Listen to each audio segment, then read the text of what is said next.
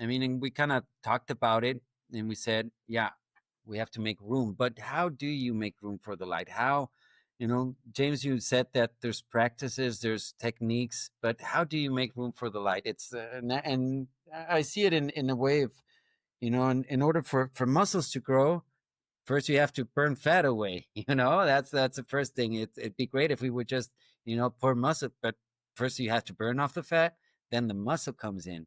So I kind of like that imagery. But how do we make room for the light? Hallelujah. Yay! It's been a wonderful, I love hearing variety of perspectives. Thank you so much. So, yes, very closely related to that last question. And again, this comes up so much with my clients and uh, circle sharing across the globe. And I am familiar with consistent comments like, I used to feel so clear and aligned, and now something's in the way. And I immediately go to the body. How is your body temple? How is your sleep? What are you feeding your body? What are you feeding your spirit? Where are you holding stress that even though you don't realize you're holding? Who are the 10 people you spend the most time with, and observe how they're influencing you, positive or less positive than you're thriving? And here's the thing, it's very similar to the first. You don't have to make light happen. The light is already here. The light is filled in the universe, filling and filled. And sometimes we have filled our lives and bodies so full with overthinking and overdoing, overgoing, and there's no space left for the light to continue to permeate. And the way we make room for it, declutter physically, emotionally, energetically. So, nourishing our bodies, checking in, observing them, really be embodying the values that you say you have, and nourishing our bodies with rest and movement, foods, getting radically honest about what we're carrying and forgiving what we've been resisting, softening what we've been bracing against. And when we tend to ourselves like a garden or a temple, we naturally begin to glow and the light returns. Even though it's already there, we're more available to reflect it. And not because we've summoned it, but because we're letting it in. So if you're listening out there and wondering how to feel that light again, observe and care for your vessel. You're an evolving soul living in a material body. And returning to your body is an important adventure along the way. Thanks for letting me share. And watch No. how that natural light just beams from inside of you. Yeah, yeah, yeah. Thanks for sharing on that, and I think it's what you pointed out. It's you can't, how can you eat more when you're already stuffed with food, and what kind of food are you feeding yourself? So that's the first question that you have to ask yourself, and and I say this anecdote a lot of times. Once I was in Texas, driving. I think it was near Waco. No, this was near Fort Worth. And I was listening to the radio, and they had an interview. They were interviewing a guy that had been a prisoner from the Taliban. And the interviewer was asking them, so you were there, and you knew these people, and they knew they were doing evil. It's like they knew they were in favor of evil. And what he said really shocked me. He said, you'd be amazed at how the capacity of the human mind to justify anything it does. So that really stuck to me, and it's really that they're not seeing that as evil, they're seeing it in a way that they're doing God's will. And how can you deceive yourself, how powerful is the mind that you can even deceive yourself with that? So, I mean, I'm taking it to the extreme, but I think you do have to realize, everybody has to realize what we're thinking, what we're doing, and your thoughts become your habits, your actions, and it's a sequence, and it depends on how we're going to do it. If it's full of virtue, or it's full of decadence in that sense. But the first thing that you have to do is stop kidding yourself, because you can be an 80, 90-year-old fool, because you kid yourself all the time. And you can be a 10-year-old wise person because you stopped kidding yourself. I don't know. What's your opinion, James? How do you see this? Well, I really did appreciate the emphasis April Helen brought in about, your personal care. I mean, the body and the temple. Um, of course, that's a female kind of perspective more than it ought to be everybody's. But we know, that you ladies, you bring that more, and I for one really appreciate it. And of course, it goes more too. The spiritual aspect, I especially related to what you were saying there about, and I'll just say this: is that the true test of how enlightened you are is is how you are lighting those around you. Is that if you're enlightened, that literally means that you should be shining some light out, not just sitting on your mountaintop, blissing out. Nothing wrong with that, but uh, we're really supposed to be out in the world, doing loving service, giving back, and and trying to express. The In the Urantia book, it talks about the what I would paraphrase and call the divine fingerprints of God. Is that whenever you're close to deity, you're going to see truth, beauty, and goodness, and love, of course, which is sort of the consummation of all three of those Mhm. triads. We see that repeated over and over. So, uh, and you guys been talking about the truth. You were talking about it, Santiago. No more fooling yourself. So that is an important thing. Is that get onto the truth, look for the beauty. Those things are very useful. Definitely, definitely. Well, thanks for sharing, James. Don, you want to comment? Yes. The other thing April Helen said was the light is already around us. The light exists. Okay. You don't really have to search. It's already there. And the way we make room for it will depend on our capacity. But you could even pull the shade up just a little bit and let some in.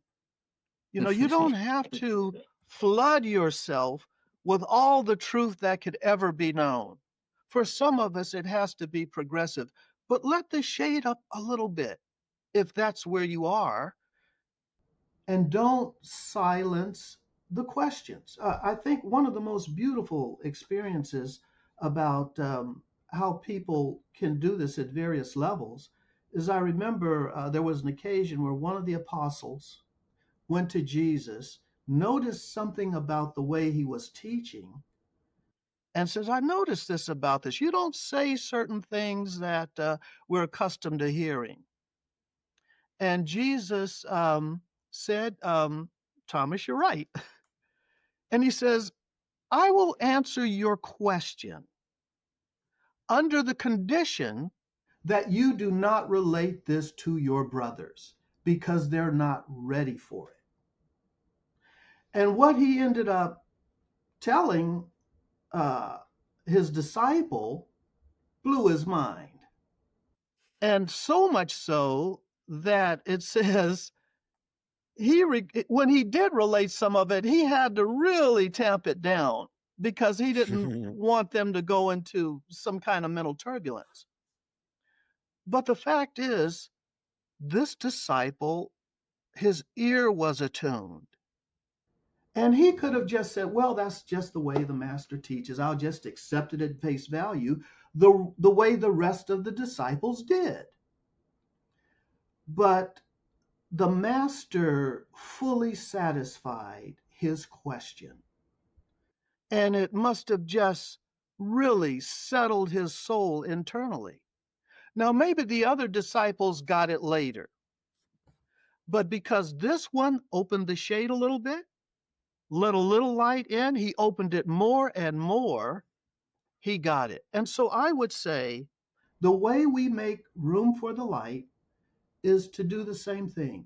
So if we have something nagging at us or something that requires that we want to have answered and we're not satisfied, let's do a little work.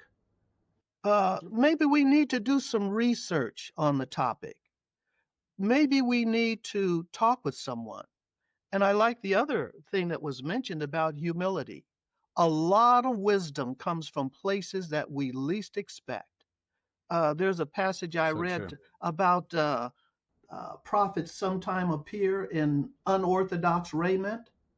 So it could be just a guy who you would dismiss because of the way he looks, but you sit down and have a conversation with him and a light bulb can go off. Humility will allow you to open your mind to diverse views from others who are outside of your tribe. So be open. Just Yeah. walk around with a sense of openness and the ability to be receptive and keep your ear attuned. Oh, that's really beautiful, Don. And yeah, it's humility, and I like what you're saying. You know that we always accept things at face value. Well, I mean, when you're a kid, that's what you do. I mean, life is you have to accept at face value. Now, you're the difference between us and the rest of the animals here is that an animal, a couple of hours after it's born, it can move into its own apartment. It can settle down and doesn't need its parents. For us, I mean, I think I still need my parents, and I'm 45. You still need that comforting there. But in our case, as human beings, we, the culture, the mores, everything that we learn comes from the prior generation. The previous generation. So whatever that we're putting into that is really what is really moving it forward. So I understand that sometimes, I mean, we start from these fear-based or with this, anxiety or, accepting things at face value. I remember one of the first things I had to accept, when I was very young, it's okay. So there is a God, but we have there's three people within God. Okay, I'll say, okay, so there's three gods. No, there's one God, but there's three people. Shoot, I don't get it. Well, you're not supposed to get it. That's why it's called a mystery. Oh, okay. So they say mystery. Good. Yeah. I'm going to tell you a little bit about, they're the things that didn't make sense to me. And it's funny because I think a lot of people happened the same, and I went to a nun school, well, a Catholic school. And that my teacher used to be a nun, and she was telling us about, the theory of evolution. And she said, well, if you so she had to do it because that was in the course, that was, you had to teach that. But she said in the end, well, but if that was true, then we wouldn't have apes, and everybody said, oh yeah, that's right, we wouldn't have apes, so we wouldn't have monkeys. And I raised my hand, and she looks, and oh shoot, Santiago again, what's he gonna ask now? Well, wouldn't it be just the case that it was one type of ape that kind of evolved, kind of took its path? And he just looked at me. He's like, "You just won't quit, won't you?" I said, "Well, I have a question. I don't. That's You don't true. have the answer. It's a very simple question. If okay, you don't have the answer, that's fine. I'll leave it at that. But it is fun. And eventually, I got to a point when I was 18 years old, 19 years old, and I had a reflection. And every time. And this is not criticizing. On the contrary, I taken a lot of my original religion or my foundational religion that I grew up with, but now I have my own personal religion or my personal relationship with God. But I remember the last times, and I do sometimes go to services, and I understand it now. But I got to a point when I was around 19 years old that I was there at mass and I saw people in communion, and I realized, and I said, a lot of them are not really seeking God. They're really just getting away from the devil, because if you go to church once a week and you get that committed and you kind of just check it out of your box, then you're not going to hell. And I said, that's not my point. I know I'm not going to hell. I don't even know if it exists, but I want to get closer to God. And that, started my quest. And it was a very subtle and very, I think I'm not going to be able to find anything here anymore. And life, took me somewhere else and brought me 180 degrees different path, rediscovered Jesus in a different way, completely understand afterwards. And now we're here talking about the divine within. One thing led to the other, and this is part of my path. So Ian, do you have anything to contribute? Well, go ahead, James. What you were going to say? I had to follow up. You were that kid, right? You were that kid in school with all the preguntas. I all think the we were all that all, kid. all the questions. Yeah, I think I was had some of that going on too. And I wanted to touch back with something that Don said that really struck me too about the receptivity and all that. There are two papers in the Urantia book that are devoted to this fellow, this philosopher from Alexandria, that the world really doesn't know about, and there's some incredible. Well, there's some incredible wisdom in those two papers.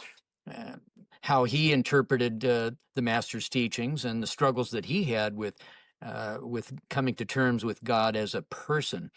But to the main point was something that really struck me, and he said that relaxation determines your capacity for spiritual reception.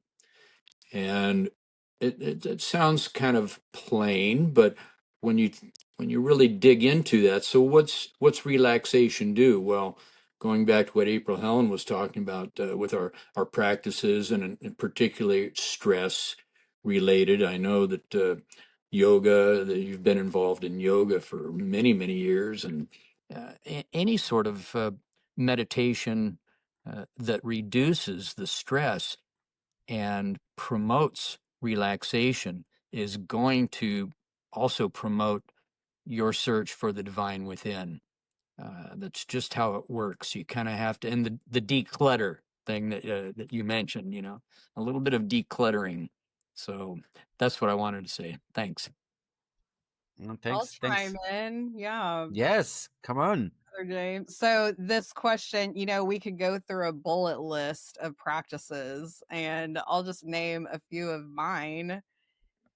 Journaling, date for me every single morning in my time with the divine, journaling 3 pages, and that helps to declutter. But it also, as I ask for creative guidance, unexpected things come up and that inform decisions, which thankfully we have free will, or at least that is my interpretation of this reality. So our decisions are so important. And then I'm really getting into this 4-step. So maybe write these down. It's observe, observing tension in the body and seeing where you can release it, and as often in the day as you can do that, as often, moment by moment. So if you're just coming into the practice, I would even put or suggest, this is what helped me, put sticky notes all over the house, and to help remind you anytime you're passing through a doorway or looking at a mirror. And I did that for a year, and how radically my inner dialogue, which is another important aspect to observe.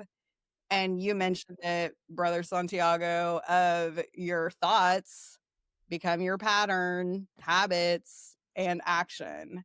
And so really getting clear, honest, radical honesty of that inner working as it helps to inform your outer engagement in action, service, and then that I'll just repeat that ruthless, I called it radical honesty, yet if you look at it ruthlessly, that even takes Whoa. it to a level. and Whoa. yeah, and then how that helps our relationships. And as we know, or as we may know, what I'm learning is that it's in relationship that our values are enacted more clearly and more connected. And it's with that ruthless honesty that we look at the integrity that we're living up to the values that we say we have. So there you have it. Nice. Mic drop. Nice. And I like that it's four steps, right? It's 4 concepts or 4 practices. Because we're gonna talk about this later. I have a 4-step practice that kind of goes through that way. First you observe, then you have that dialogues because of what happens out there. Then you have to be honest and kind of put those 2 together and plant it. But that's for another day or for another topic, because we have a lot of unpacking to do still. So Ian, do you want to share something from the tutor? Did you get something? Sure. I asked it how we balance the spirit and material worlds, and it came up with a good answer, and I'll read it to you now. Balancing the life and the spirit and the material worlds is a dynamic process that requires a deep understanding of their interconnectedness. It's basically saying they're not separate, and I believe that. The material world, with its demands and responsibilities, is not an obstacle to spiritual growth, but rather the stage upon which spiritual values are tested, refined, and expressed. The spiritual world, in turn, provides a higher purpose and guiding principles that infuse material life with meaning and direction. The key to balance lies in harmonizing these 2 dimensions, recognizing they are not in conflict, but are complementary aspects of the same reality. To achieve this balance, it is essential to view the material world as a means for spiritual expression. Every task, relationship, and challenge in daily life can become an opportunity to demonstrate love, patience, and integrity. By infusing your material actions with spiritual intent, you elevate the ordinary into the extraordinary, transforming even mundane activities into the acts of service and worship. At the same time, cultivating a consistent spiritual practice through prayer, meditation, or quiet reflection anchors your awareness in the divine presence, providing the clarity and strength needed to navigate the complexities of material existence. This balance also Nice. requires prioritization, which material pursuits are necessary for survival and well-being. They should not overshadow the deeper purpose of life, which is spiritual growth, alignment, with divine will. By keeping your spiritual values at the forefront of your decisions, you ensure that the material endeavors serve a higher purpose rather than becoming ends in themselves. This alignment creates a sense of harmony, where your material life supports your spiritual aspirations and your spiritual life enriches your material experiences. So, yeah, I find that just asking to participate, like if I have a problem to solve at work, I'll just ask, hey, I'd love it if, Father, if you would join me in solving this problem, finding a creative solution to this problem. And it's amazing how Yeah. that works. It has for me. Seek and you shall find, and it is true. It is true, and it's very important.